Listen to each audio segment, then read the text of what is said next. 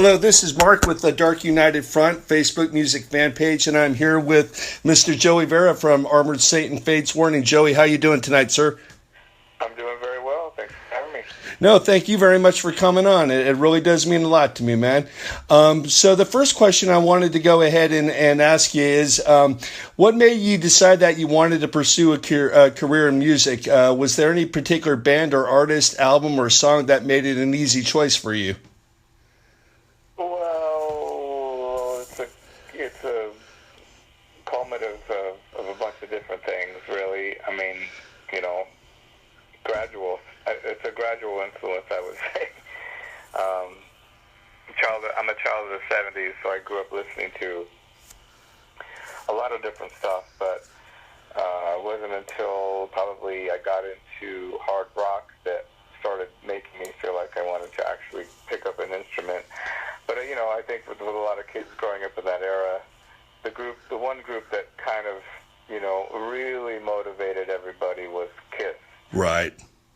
So for me, it was Kiss Alive 1 was probably the record and that era that really, you know, sort of motivated you to go beyond the tennis racket in front of the mirror and actually try to learn how to play the damn thing. So Right. that was probably the one pivotal moment was the band Kiss. But at the time, I was into a lot of other bands too. I mean, I was very much into Aerosmith and Lizzie and Queen and UFO and you know, Black Sabbath. So there was a lot of bands that I was influenced by, but I think Kiss Alive 1 was the record that really motivated a lot of us. Yeah, you seem to be in the same boat as a lot of other guys that I've talked to. Kiss, both Kiss Alive and Kiss Alive 2, really seem to have gone ahead and you know, they really went ahead and put the fire under a lot of kids to go ahead and start bands and start gigging and recording eventually. So yeah, I've heard that quite a bit in the past. Armored Saint came up in the Armored Saint came up through the LA metal scene in the 1980s, in the early 1980s, I should say. You guys were neither a glam metal band nor a thrash or speed metal band, but more of a traditional heavy metal band. Who were the band's influences when it first formed? Well, you know, like I said, we were collectively influenced by a lot of things, and together, you know, a lot of it stems from the 70s. As I said, Thin Lizzy, UFO, Scorpions, early Judas Priest, for sure. And a little bit later, you know, like just before the band formed and when the band was actually forming was right in the heat of the new ever British heavy metal. So we were certainly influenced by that. Iron Maiden, you know, early Def Leppard, Motorhead, early Saxon, you know, stuff like that. So that certainly played a part in us as well. But I would say for the most part, we were coming from a place that was a little before that. You know, it was, like I said, the bands that I mentioned before, you know, and on the American side too. I mean, Van Halen, Aerosmith, Ted Nugent, you know, stuff like that. So all those bands kind of played a part in what we were doing. Right, absolutely. Let's see. All right. During that time when glam metal bands and thrash and speed metal bands were around everywhere in LA, did you ever feel that Armored Saint was kind of a fish out of water, so to speak? Sure, you know, we felt like that a lot. There was a small circle of bands that we were a part of that didn't fit into that mold, but a lot of it was, I mean, the majority of it was certainly Hollywood bent. You know, it was. We're not from Hollywood. We were a band that was from the San Gabriel Valley. So right. We were about 30 minutes outside of Hollywood, and so there's a big difference coming from the suburbs. You know, we were just a kind of a blue collar band, and but what was going on in Los Angeles as a whole, was pretty much focused on what was going on in Hollywood. Right. And so, of course, Hollywood had its, it had its share of the spotlight with Motley Crue, and that was really the first band that kind of started shining the light here, and Quiet Riot also. Right. But a slew of other bands basically came into Hollywood looking for the next break. So a lot of bands came from out of state, Black and Blue from Oregon, Guns N' Roses from various different places. But, right.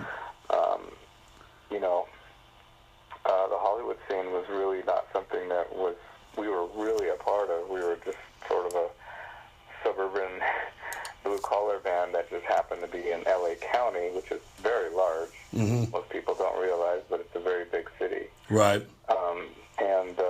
But we certainly felt a bit alienated from it, but to us it was sort of humorous and a bit of a challenge because we sort of felt like we had a lot more in common with European bands and right. British bands, and we took it upon ourselves to create a lot of havoc based on that, Right, absolutely. If the opportunity's there, take it, Yeah. Armored Saint was the opener for Metallica on the Ride the Lightning tour in the winter and spring of 1985. At that time, they were really starting to get noticed as not only a great band on record, but a great live band as well. What kind of response did you get from the hardcore Metallica fans on that tour, and any specific memories of that tour that you can elaborate on? It was mostly great. It's a funny thing with our band. We were, that was probably the very beginning of us starting to realize that we didn't really, that the whole scene was splitting a little bit, and that we sort of felt like we didn't belong to either camp. Mm-hmm. But, you had Wasp as the headliner, and then Metallica and Wasp were, depending on the part of the country, they were switching who was actually closing the show. Right. Mostly Wasp was closing the show. Mm-hmm. And they were sort of regarded as a little bit of an L.A. band and an L.A. Hollywood band. Right. Metallica, on the other hand, as you know, they were very much a blue-collar, just thrash, before thrash was a thing. Yeah. They were the ones that were sort of spearheading that, and they were just a blue-collar, hard-working roots band, basically. Right. And us, on the other end, we had a lot in common with Metallica because of, we're a very high-energy band, no-nonsense, no-frills live band, but we did have this image that we carried with us, this image of wearing these, back then we wore the armor on stage. Right. There was this, with a lot of depending on the parts of the country, mm-hmm. there was sometimes some sense of confusion, like, well, I kind of like these guys because they're really heavy and they're totally in my face, but on the other hand, they look like they're too image conscious, and I'm not sure if I dig that. Yeah. So there was definitely, that was the beginning of some confusion for us as far as relating to fans everywhere, not just on that tour, but all over. Yeah. I remember Tom Araya was talking about it kind of at the same time. They were wearing eye makeup, but it was done in a much different way than what the glam bands were doing. And he said that as soon as they went ahead and played up in Northern California, he got fans saying, "Hey, you know what? The music's great, but you guys, the eye makeup, what's with it? It's just Same situation. Yeah, absolutely. I have to ask you really quick. You guys actually played a 2-night stint up in the Bay Area. I believe it was in March of 1985 with Metallica. Not only with Metallica, but with Death Angel. What are your memories of them being on the bill, and especially of them being so young at the time? Well, that's the thing I remember, is that they were so young. I knew that they were all super young. Andy, I think the drummer, he's a great friend of mine, but I think at the time he was like 15, and just insane that, completely insane that they were actually performing even at that level back then. Yeah. And being so young. Yeah. And the big joke with us, it wasn't even a joke, it was just the astonishment announcement was Mark. I think I forget what song Death Angel was opening with, but they came out and they opened this tune, and Mark he was screaming this note. It was higher than anything you'd ever heard in your life. Really? It sounded like a little girl screaming. Yeah. It was the craziest thing we'd ever heard, and yeah. we were like, "What the hell how is he doing that?" Well, he was 17 years old or something at the time. So. Yeah. He was It's like, he hasn't gone through puberty yet. Yeah. Him and Rob, actually, I went to school with at Clayton Valley High School in Concord at that time or whatever. So I actually saw them perform at our high school amphitheater in the spring of 1986. So that was a pretty cool thing, you know. So did you go to those shows? It was at the Kabuki, right? No, unfortunately, I wasn't able to go to. I was a real screw up as a student. So my parents were like, if you don't have the grades, you can't go. So I only got to hear about it. I heard Metallica set the ejection records at the Kabuki that night. Once they got to 50, they stopped counting. Yeah. It was killer night. It was a killer weekend. It was well, I remember a lot of people talked really highly about you guys. I mean, they were there to see Metallica, but a lot of people came back saying that you guys held your own too. So, I specifically. It's a cool thing about, the San Francisco's kind of been like our second home. Mm-hmm. It's funny because Metallica went up there because of their distaste with what was going on in LA, and I think that we could have also done the same thing, but I mean we're all from here, we all have roots here, and it would have been very difficult for us to just uproot at that moment. But we always went to San Francisco to play gigs, and we always had killer gigs up there, and I think that the people that actually would come see us in San Francisco, they saw that we were not part of the Hollywood thing, and we were just who we were. Yeah. So I think people really appreciated it. Oh yeah, absolutely. I mean, you guys always had a lot of good words said about you up here, and that's something I really vividly remember. In my opinion, there's a dramatic progression in the songwriting from March of the Saint to Delirious Nomad. Timeline wise, those albums are not that far apart. Were the songs that were on March of the Saint old songs that you guys had composed and performed a long time prior to the album being released, and that's why it seems there was such a jump in the songwriting progression so quickly? That's partially true. Most of the songs that all the songs that are on March of the Saint were all songs that we've been playing. I mean, people got to remember too, we weren't really together that long either. I think that the band was only together for 2 years in total before we actually got a record deal. Mm-hmm. So we weren't together that long, but all the songs in March were all songs that were old and were written, since our inception, basically. Mm-hmm. And then Delirious has a few sprinklings of some of the leftover songs that were from that period. And then there's a few songs on there that were newer, that were written specifically for that record. So Delirious is a clear representation of where we were in our heads at that moment, and that was really the starting point for us. As far as every record we made was always very different from the one prior. Yeah. But it just so happened that when we got signed on and onto Chrysalis in '83, and we put the record out, March of the Saint in '84 came out. We were very young, for one thing. We were all 21 years old when that record was released. So we got signed and we were 20 years old. Mm-hmm. So we had no idea about the business. We didn't know anything about anything. We just wanted to smoke pot and play music. Absolutely. When we got involved there, we suddenly were in a major label, and the focus just completely kind of fucked us up, and we changed, and we got a little bit of a distaste for the big big corporation and the big money-making machine that the business is, we had no idea how to deal with it. Mm-hmm.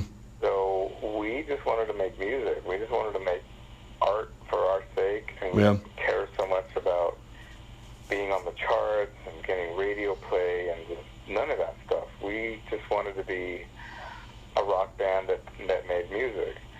And Delirious was kind of our left-hand turn out of that. Like, March of the Saint was something that the record label really wanted us to be a commercial success, and they made a lot of efforts to try to make that happen, but we felt like they were making us do some things that we weren't really into. Right. So Delirious was a sharp left turn. We said, well, we want to go the opposite way. We want to go darker. The record's totally darker comparatively. Mm-hmm. The production's darker. The songs are darker. The subject matter's darker. It's just a complete left turn.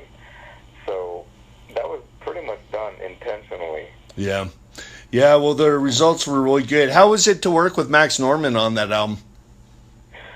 Well, working with Max was great. You know, there was, to begin with, when we wanted to make March of the Saint, our whole attitude was like we were just this British rock influenced band. We wanted to be like Sabbath and Maiden and Motorhead and Saxon, and so we wanted Martin Birch to produce our first record. You know. Yeah. Yeah. But that didn't happen because Martin Birch is, Chrysalis was a commercial label. They were like, who's this Martin Birch guy? We're not going to get him. Yeah. So after that, we really took a firm stand and we said, you know what, we want to make our record. Mm-hmm. So we were pretty adamant, and we said we wanted to get Max Norman based on his work with Ozzy and Sabotage, Loudness. Yeah. So we loved the production that Max was doing at that moment. So that was the reason we wanted to work with Max. Plus, he was British. Yeah. So it was a perfect thing. So working with Max was great. Totally different style than Michael James Jackson. And, he was partial to where we were coming from, although he did want to make us a better band, and he was a bit of a perfectionist in some areas. And in other areas, he just knew that we were just a bunch of punks from the suburbs and let us do our thing. Yeah. But so it was a good mix of both philosophies, and I think that the record shows. It came out great. Yeah, it must have been a real thrill for both Dave and Phil to be working with them, since he had done the work with Randy. Yeah, I mean, believe me, maybe part of the reason we hired him was because we wanted to hear all the stories. Yeah, I would have done the same thing. Dave Ellison and you are known to have been approached by Metallica to take over the bass duties following the tragic death of Cliff Burton in September of 1986. What was your reaction to being approached? Did you ever consider accepting the offer? And did you and Dave Ellison ever happen to discuss the experiences for both of you? I know Dave pretty well. We've never talked about this. Really? I was never. I don't know that either one of us was actually officially asked to join. I think the situation was that the band was obviously in the midst of mourning, right? And they needed to keep the machine moving in a direction. Yeah, it had gotten that way so they had to really put their feelings aside and forge forward. And unfortunately, they were in a position where they were just really, I mean, if you can imagine, just totally must have hated it. It must have been an awful period. And they were in the midst of really doing a bunch of cattle calls where they were playing with a bunch of people that they didn't know. And guys were coming in and plugging in and playing, and it must have just been awful, just seeing literally, tens and hundreds of people. It just must have been awful. Yeah. And it got to a point with them where they just said, you know what, they had to start reaching out to people that they knew and friends and say, look, we just want to play with people that we know and see what happens. Right. And that was the reason that Lars called me one day. Was he said what I just told you. He We Yeah. want to play with the people that we know, and we're not making any promises, but we just want to see what happens. So, do you want to come up and jam and see what happens? Yeah. And then I was very, obviously very honored and flattered that they thought of me to ask me. But I said, I have to let you know tomorrow. I need to sleep on it and think about if I want to do this or not. And at the time, we were in the middle of recording Raising Fear. Yeah. So we were already halfway done with the record. So for me, it was strange timing. Obviously, I was moving forward with Armored Saint, and we were making our third record with Chris Wiss, and I was still into the group, and I was into the whole thing, obviously. And I had to do some soul searching and say, well, why, am I ready to just bail ship? Am I done with this? Am I ready to just change, see you later, Armored Saint, I'm going to go do this. Yeah. I had to come to terms with the fact that I wasn't 100% ready to give up on the Armored Saint thing. Yeah. And if I were to go up and do what Lars was suggesting, to jam and quote-unquote see what happens, I might be wasting their time and mine. Right. So I just called him back the next day, and I had to kindly decline the offer and finish out what I was in the middle of with Armored Saint. So Yeah. That's really what happened. Yeah, well, Armored Saint's your baby, so I mean that's that would be trying for anybody, Well, now just over 30 years since his passing, what are your thoughts on Cliff Burton, both as a bass player and as a man? Well, Cliff, even 30 years ago, I thought very highly of Cliff. He was clearly a great musician and a very talented player, obviously. And he had tapped into his own vibe and his own style. Like from day one, I saw him before he played with Metallica in the band Trauma. They played in Hollywood at the Troubadour, and I got to see Cliff with Trauma. So right away, even just seeing him at Trauma, he leaves an impression with you. And once he got into Metallica, I knew that he was, a special person and a unique musician and stuff. And then having spent time with him during the Ride the Lightning tour and various other dates that we did with those guys up north, I got to know him more, and we had a lot in common. We both shared the same likes with jazz fusion. Yeah. We shared a lot of kind of stories about whatever, Stanley Clarke and, all kinds of stuff like that. Phil Lynott? Yeah, well, of course, Phil Yeah. Lynott. Yeah. And so he was, he was an interesting dude. There was no other person like him. Yeah. He was very idiosyncratic with the way that he spoke and the way he described things, and it was a very unique guy and super talented.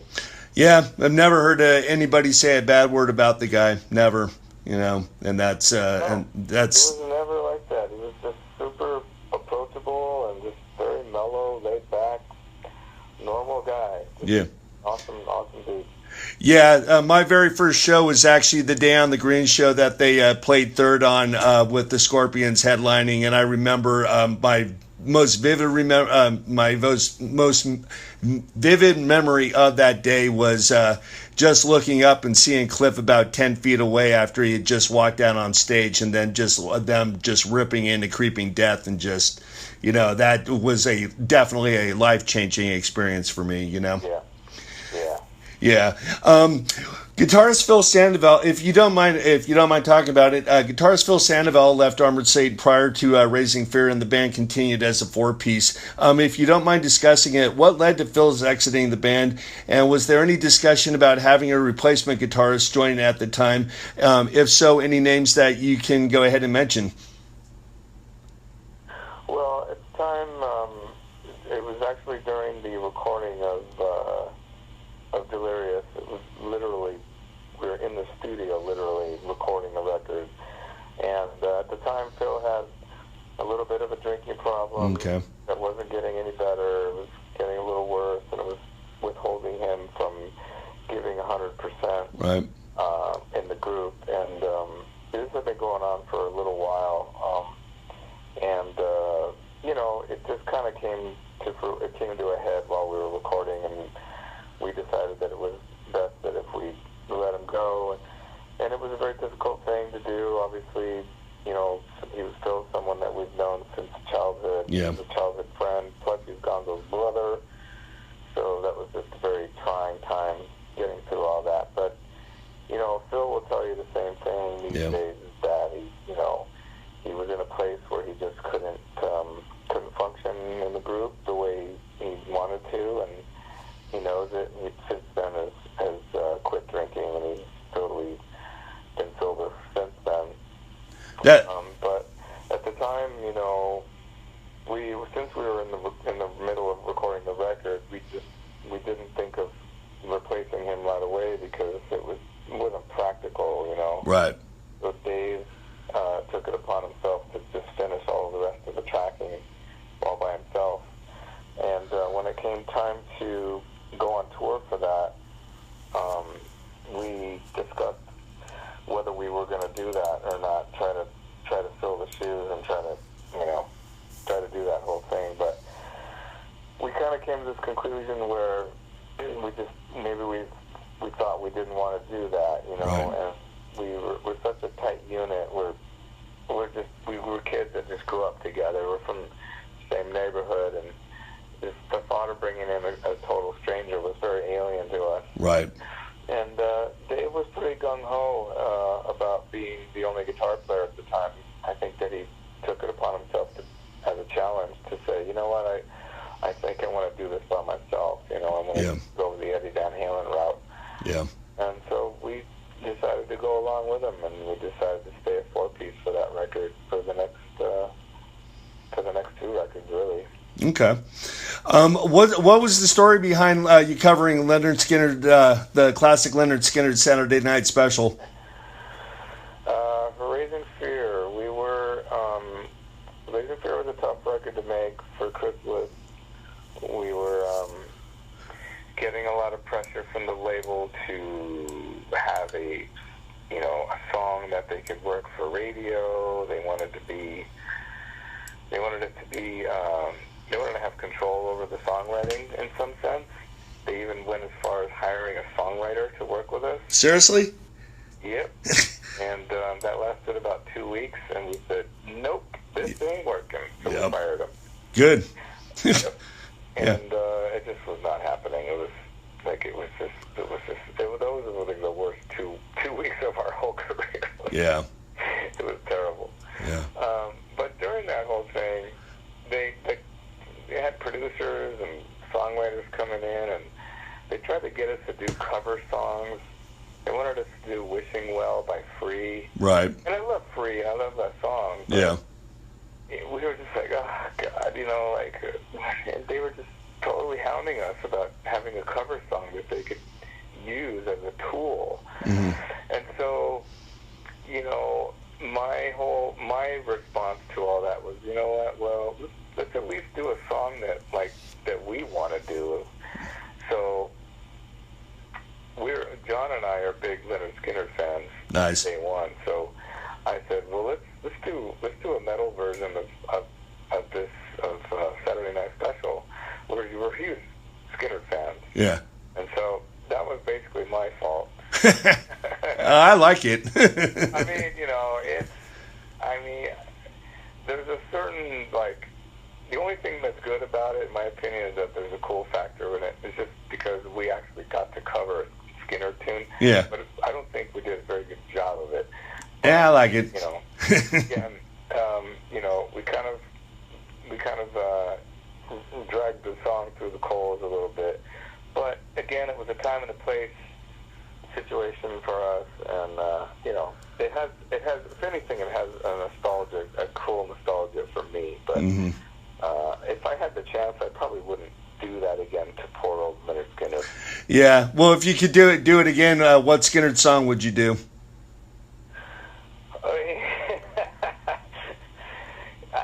not a big fan of covering tunes, but these days, like in hindsight, I don't think I would have done any cover tune. But Yeah.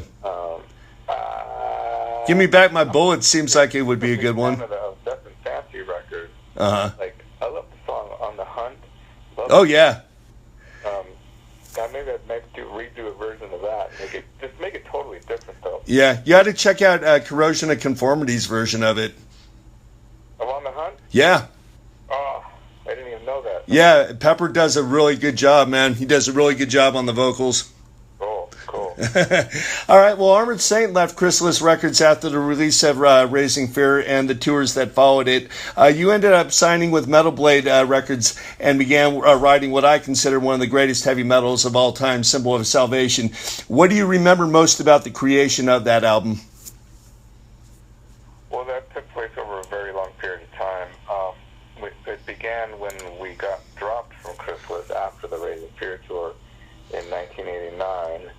And so we began writing for Symbol, what would become Symbol, in '89, and the writing kept continuing up until the making of the record. And of course, everyone, well, maybe not everyone, but most people know that Dave Pritchard passed away during that period. Yeah.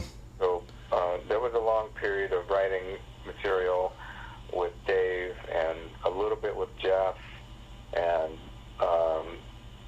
then we basically, had to go through this whole ordeal with Dave and losing him to leukemia, and then getting the band back together after that, and then going into the studio. And it wasn't until then, after Dave passed away, that we actually signed with Metal Blade. Okay. We didn't have a label. Okay. We were without a label. That we were shopping for a label for 3 years, and we couldn't get signed. No one would sign us. We did showcases. It was, made demos, and we did all these different things during that time. And it all came to a head when Dave passed away, and it was really Brian Slagle who kind of helped lift us out of the ashes, because we were without a label. We just lost our brother, songwriter, lead guitar player. Yeah, brother, basically. It was me, Gonzo, and John. That was it. Jeff wasn't even in the picture at that point, and neither was Phil. And so we were like, what the hell are we going to do? Yeah. So it was Slagle, really, Brian Slagle, who brought us back and said, he had all our demos. We'd written something like 24 songs or something by that point, and he said, you guys don't want to let this all go to waste. We have to make a record. I'm going to make you an offer. I'm not going to make you an offer you can't refuse. And he said, we have to do this. And so through that, we decided, well, of course, we can't let this go out in vain. We have to, for Dave, we have to at least make one record for him, Yeah. And so at that point, we called Jeff back. Jeff had toured with us just after the Raising Fear tour. We did a tour with King Diamond, and Jeff was in the band for about a year. Oh, okay. I didn't know that. Yeah, he was in the band from 1989 until 1990. Oh, okay. Was he Michael Denner's replacement? Was he who? Michael Denner's replacement in King Diamond? No, I meant that Jeff was in Armored Saint. Oh, okay. Yeah. Yeah. Armored Saint had put out Saints Will Conquer right. in 1988, and it was supposed to be our go-between record between labels, but we never got signed again. Right. And on that tour, we got to tour opening for King Diamond, and we put Jeff out as our second guitar player. And nice. The first time we were a five-piece again. Right. With Jeff. And then Jeff left the group in 1990, and then we spent another year just with Dave and writing more, and then he got sick, and then this thing happened where he passed away, and then Brian came back to us and said, you have to do this, So we called Jeff back, and then Phil was a bit strange at that point, but we reached out to Phil and said, look, it's been a long time, Yeah. You got to come back. We got to pull this thing back together and try to make this thing happen. So we got back together and we jammed, and it felt really good when we all got together. And so we went in and made Symbol, and it was a very emotional record to make for obvious reasons, and we were very, very satisfied with it at the end. Yeah, yeah. If I understand correctly, the band has only played Another Day just a handful of times due to its being so emotional. Are there any plans to perform it coming up? I thought I had read something that you guys were toying around with the idea of possibly playing it sometime in the very near future. No, we haven't pulled that one out yet. There's so many songs that people want us to play. Yeah. It's very difficult, and we're going out with Queensryche, I leave next week, week after next. Uh-huh. And, we're in a support slot now, so we're not headlining, so our set's not that long, and we're playing a lot of the parts of the country we haven't played in a long time, so we want to go out and play the quote-unquote popular songs or the songs that people want to hear. Right. So it's very hard to satisfy everybody's right. Yeah. thirst for all that. And we have a new record out too. We want to play songs from that. So absolutely. But, I love Another Day. It's a great song, and it's true. I think we've only played it. I don't think we played it more than 5 times live. To be honest with you. Yeah. So I love that song. I would love to play that again. Oh yeah. To me, I mean, there's not very many. I mean, there's not very many heavy metal songs that can bring me to. And I'll go ahead and put it out there. There's not very many heavy metal songs that can put me almost in tears. And Another Day really seems to do that because I kind of know the story of how you guys talked about it as being kind of a metaphor as the band needing to go ahead and buy Another Day, and then it kind of morphed into kind of possibly what Dave was feeling at that time with wanting to still hang around and everything, and that's just an thing.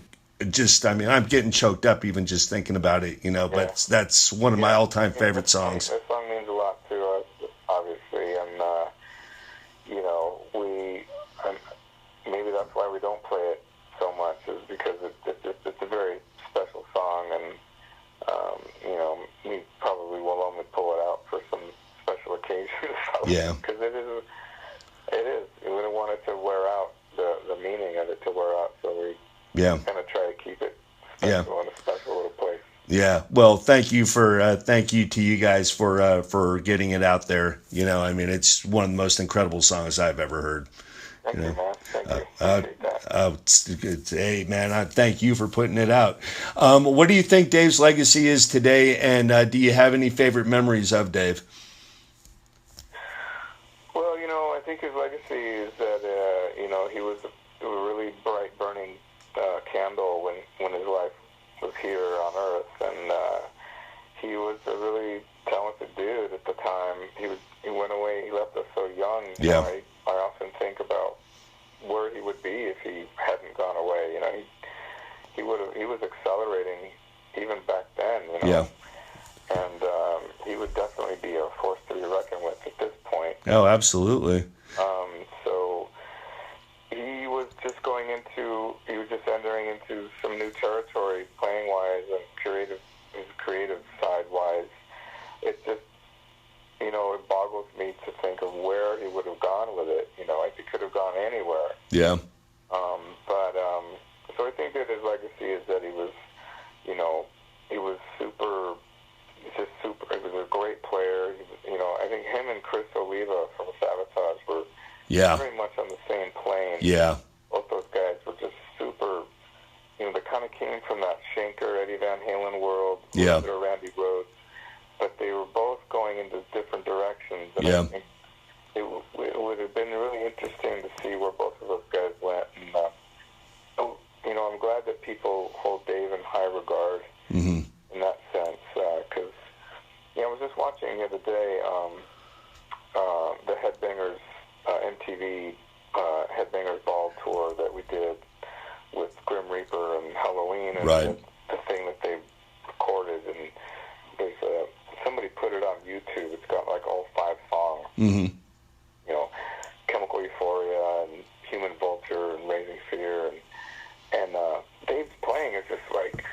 none of that shit's overdubbed or fixed. I mean, that was really Yeah. it's really live, you know. And he was the only guitar player at the time. So Yep. he was, I mean, that guy was on his game. I mean, it was amazing. Oh yeah.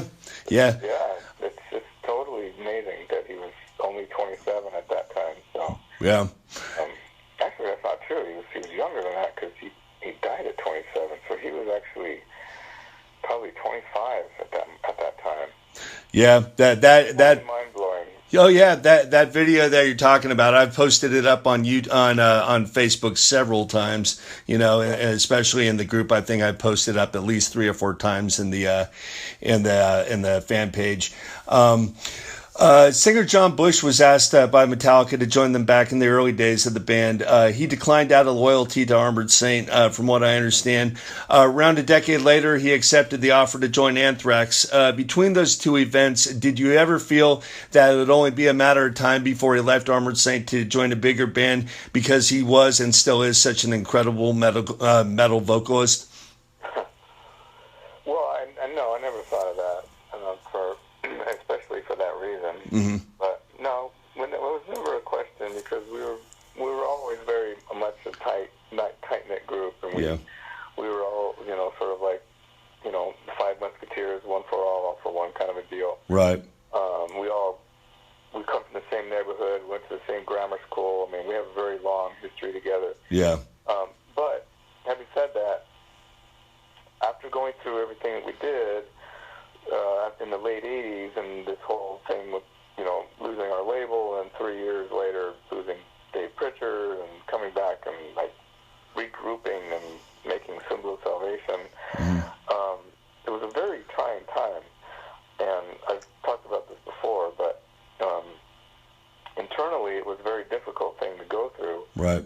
And, you know, at that time we had been together for 10 years, which isn't like a super long time in hindsight, but at that time it felt like a long time. Right. And we had a lot of hopes for Symbol. We got great reviews. We were like critics' darlings. We were on MTV a lot. We had, like, I don't know, I think Rain of Fire was like one of the longest running videos of that season. So the perception of the group was so high at that time. But it's 1991, 92, and the landscape is changing. Right. You got Nirvana, you have, you know, you've got the Seattle thing going on, Alice in Chains, Soundgarden. Yeah. You have all these bands that are really, like, putting a nail in the coffin for anything related to heavy metal. Right. And granted, trust me, I was happy for that at that time because I hated what heavy metal had become right. at that moment, with the, you know, with where the Hollywood hair metal thing had taken it and the glam metal thing.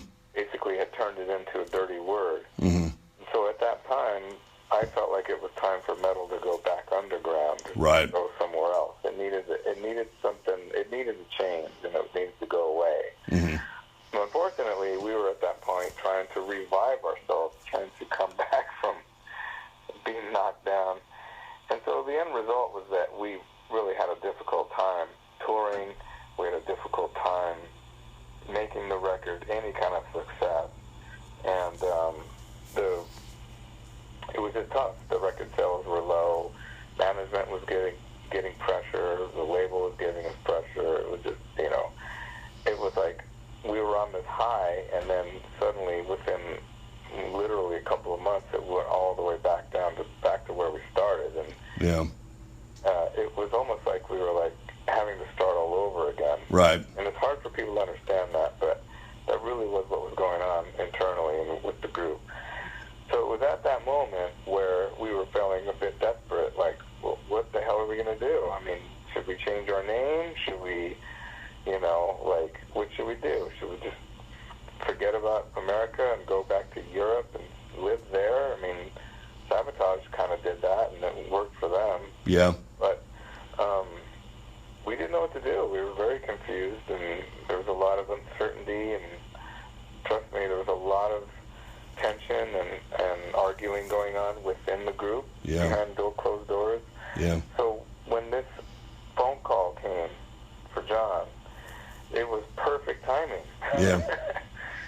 It was perfect timing on a lot of levels. Perfect timing for John, and it was perfect timing to give Armored Saint a reason to say, you know what, we can't do this right now. We've done so much, and we're just beaten down. We need to take a break. Otherwise, we're going to implode anyway. Yeah. So this is the perfect catalyst for us to just take a break. So when John got the phone call, he was up front with me right away. We had long discussions about it, and I could tell that in his heart that this was something he wanted to pursue to see if it was even going to work. Yeah. I gave him my blessing. I mean, I said, you know, he's my best friend in the world. So I said, dude, if you don't do this, you're going to resent me for the rest of your life. Yeah. And I don't want that. Yeah. And you don't want that. So you got to go at least pursue this, you know. We're still buds. It's all good, but you got to do this. Yeah. So he didn't know. I mean, for all we knew, he'd go to New York and he'd be like, he'd come back and go, man, that was stupid. You know, those guys don't. You know, I don't get along with them, or who knows what happened. You know. Yeah. But you know, he went and they got along and they worked out and they made some great music together, great records. Yeah. So, you know, that's really how that whole thing went down.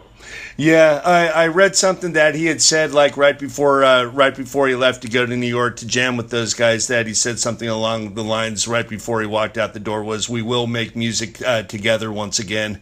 And I just thought that was really, really cool. The fact that he still is carrying Armored Saint with him. You know what I mean? Through his time with Anthrax, where his heart still is. Yeah, and it's not to say that he didn't give his heart to Anthrax, because he did. He was with them for 12 years. And yeah. He did a lot of great hard work with them and made some great music. Really, I'm proud of the stuff he did. Oh, absolutely. That's definitely my favorite era of Anthrax. I'm not going to go ahead and bash anybody, but I definitely think John's era with Anthrax is their best. I'll always stand behind that. You've been a member of Fate's Warning since the mid-'90s. Describe the difference between the two bands as far as writing, recording, and performing live for you.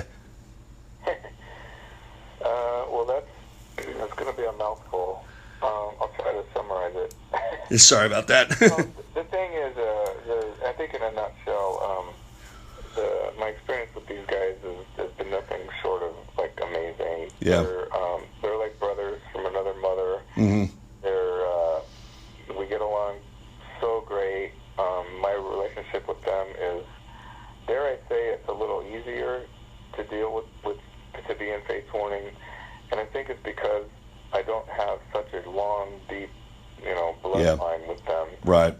It's even though I consider them family, for some reason, it's just easier to be in Fate's Warning. With Armored Saint, there's so much more emotion and deep rooted, yeah, blood, and there's just so much writing on it all the time. It's a lot. It can sometimes be so. It's a lot of pressure. Yeah. And trust me, I thrive on that pressure, and it makes it gratifying when things work out. But sometimes it can be just really taxing and very difficult to deal with. So on the other end, with Fate's Warning, I have this position where I just do my part. Yeah. I know what my role is, and I do my role. I don't do more unless I'm asked. Yeah. And I don't do less. Yeah. I do exactly what I need to do. I'm a great team player in that regard. Everybody is. Mm-hmm. And so it's just a great situation to be in. But, having gotten involved in the band has given me so many more opportunities to play with a lot of other great musicians, a lot of great drummers, and other people. I met Kevin Moore through them, and so I've been able to have a wide variety of people that I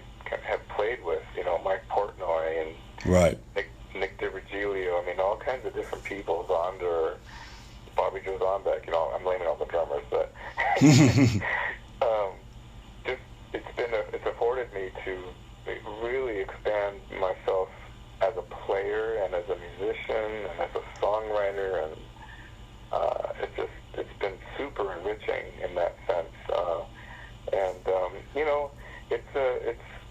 It's great. I have a great time. My experience with them performing on stage it's great. It's very challenging. It forces me to think and to be a better player. It's really forced me outside my box, on my comfort zone on a lot of levels. So it's been super rewarding. Nice. I hear a lot of different influences on Armored Saint's last two studio albums, La Raza and Win Hands Down. Everything from hard rock to blues to jazz to Latin music and so forth. Is that in large part to things that I'll back up. Is that in large part to things like constantly jamming and recording with different musicians and studying jazz musical theory for a year? Well, I guess part of it is. I learned a lot along the way, so I feel like I get to a point sometimes where I want to just throw things in there that I've learned along the way and exploit them and play with them. Right. A lot of times, writing music for me is a big experiment. I want to just see what I can actually do with the knowledge I've gained through the years. Right. I put it to practice. Right. And part of it too is that in being in Armored Saint, Armored Saint's been the type of band, I think, pretty much since we talked about earlier, since Delirious Nomad, we've always wanted to push ourselves into a different direction slightly. We're certainly not like AC/DC, where we've, for the most part, made the same record over and over and over and over and over and over again. Right. And we felt like our strength was more in our ability to go outside of our boxes, Yeah. Very much influenced by bands like Thin Lizzy and UFO in that sense, where you listen to Thin Lizzy and UFO records, and even Queen for that matter, every song on every record is so vastly different, and the styles just go all over the place, Yeah. And I'm not saying that we pull it off the way that they did, but we're certainly influenced by that, and that makes us happy as songwriters, is just being able to do that. So, any chance that we get, we always try to throw a curveball into anything that we're doing, Yeah. So that's just a self-indulgent part of the way that we might make music. Yeah, well, the results are good, my friend. I mean, they really, really sound good. I mean, so, keep it up. Now that you just got back your beloved white ESP bass that was stolen from you, returned to you, any plans of ever taking it back out on the road, or is it something that you don't even want to risk? No, I would take it out. In fact, it's funny you bring this up today, because today was the first day I actually cleaned it up. Nice. And take the strings off and take the whole thing apart, take some Windex to it, and clean it up as best as I could. Yeah, get that red nail polish flake off of it. I couldn't get it all off. I don't know what the hell it is. Yeah. I don't know what it is. It won't completely come off. Yeah, but I put new strings on it, and then I was just emotionally thinking, well, should I take it when they are on this Queensryche run? Yeah. And part of me wants to, but I need to adjust the neck. The neck got a little bit out of whack. Yeah. And I'm like, I don't know. Maybe I should just wait till the next one. So I think I'm gonna leave it at home and take my black one. But I'm going out with Fate's Warning in January. Yeah. We're starting in Europe, and I think I'm gonna bring it out on the Fate's Warning tour. So. Nice. Hey, congratulations on the endorsement with the SPA. That's a killer endorsement to have, man. Thank you. Now that I was going to ask you, you're a noted, you're a noted musician that is always jamming with other musicians and having many other side projects. Any that you have going presently that you care to plug? I wish I did. It's funny you Again, you're bringing up things that came up today. For the last couple of years, Jason Rulo, the drummer from Symphony X, he's a good friend of mine, and we've jammed a lot in the past. Whenever he's in town, we try to get together, and we just get together. We don't play anything. We just start jamming. Right. But we've been toying with doing a project forever, but we just can't seem to get the two schedules to work together. So he just texted me like 2 hours ago. Nice. Like, dude, I'm going to be in LA. What are you doing? What are you doing next month? What are you doing this month? We have to do something. I'm like, dude, I'm leaving in like 9 days. I go on tour for like 4 or 5 weeks. So it's like, oh, no, just like, it's a total face slap at that point. Oh, yeah. No, I hear it. But me and Jason, we're trying to get something going. He's an awesome drummer, and we love hanging out too. We just hang out. He's a good cook, and we share recipes and shit. So it's cool. Oh, nice. Are you a cook enthusiast? Oh yeah.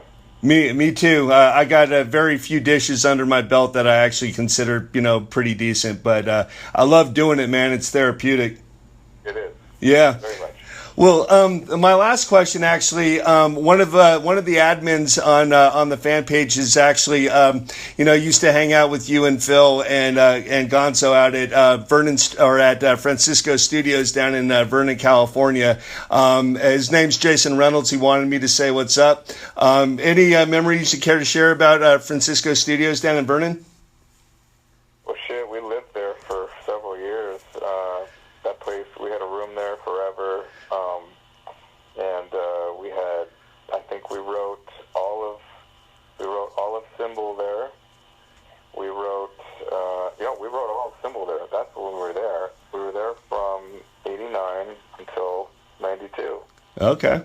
We wrote Symbol there in that place. And we had a lot of parties there. Yeah. We made, there's on Symbol of Salvation, there's the reissue that Metal Blade did. It's a double or triple disc. Got it. And one of the discs is the entire record on the 4-track demo form. Mm-hmm. And we did all of that 4-tracking at Francisco Studios in that rehearsal room. Nice. We did lots of stuff like mushrooms. Nice. That's one of the things that got brought up. We did that. We lived in that place. That place was home for a long time. Yeah. At one point, there was Dave went in there one day. Actually, did it in about a day and a half. And he painted this giant mural on the wall that was right behind the drum set. Yep. And it's the picture that's in Trip Through Red Times. It kind of looks like a pyramid with an eye. And oh, nice. it's really colorful. But he actually went in one day, and Dave was an artist. A lot of people maybe don't know that, but Yeah.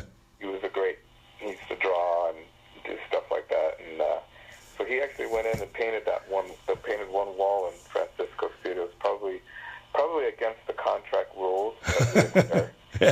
Yeah, well, that's one of the things that he told me to mention. He's like, be sure you bring up the mural that Dave painted on the wall. So he knew about that too. Oh, yeah. No, he said he was living over there quite a bit. He talked about the old style screen door that was on the front of the apartment, and he was like, they didn't need to have it, but they just had it on there. And I was like, what? Yeah. Yeah. Pretty good times, I would think, man. One night I was going there to the studio, and I'm driving, I think the street's Atlantic. It was off of Atlantic or something. And it was late at night. I was going to the studio. It was super dark. I'm driving down the street, and I'm kind of hauling ass, probably going like 45 or something. That's not that fast, but it's just a street, like Yeah. a highway. It's just Right. a street. So I'm cruising at 45, whatever, and then there's this, like in the middle of the road, it looks like there's this pole that's laying across the whole 2 lanes in front of me. So I obviously can't go straight, or I'm going to hit this pole. Yeah. So I go left, and I'm going towards the middle of the street. So you have to imagine there's 2 lanes going north, and there's 2 lanes going south. drifting off to the other side of the road so I can go around this pole. Well, little did I know that the pole came off of a small island that was in it was between the lanes. So in the middle of the street was this island, like a curb, and someone had knocked it over. I guess a big rig came over and knocked the pole over, but didn't pick it up. So the pole is laying across, blocking my driving. Yeah. But I drive off towards the center to try to go around it, but I don't see that there's an island. So I hit the island at full speed with both tires. Blam! And it literally just went up. I mean, it's the size of a curb. The island was, 7 inches high, concrete, and I hit it head on. Boom! And my car just totally caught air. Oh, shit. Flew over the island. It blew out both front tires simultaneously. I land over the island and then just totally spun out. 2 front tires smashed. The 2 front rims are just totally wasted. Damn. That was a total wake-up call. This was before I got my first beer, by the way. So. What were you? What was your ride at that time? Oh, it was like a Toyota Tercel. It was fucking hopping. So when you caught air, you got some distance then with it. I got some distance because that was a little, it's like a Hot Wheels car. It's light, Yeah. Well, Joey, I really appreciate you taking the time to go ahead and help a guy out and do this interview. I know you're extremely busy and everything. You're about ready to go on tour, and so I really appreciate it. And I'm going to be seeing you guys when you come to Mesa, Arizona on the 19th of this month, man. I'll see you then. All right, man. Hey, thanks again, Joey. You take care, and much continued success, my friend. Thank you very much. We'll see you soon. No, thank you, sir. Thanks again so much. It really means a lot to me, and thank you so much. All right. All right, take care. Got it.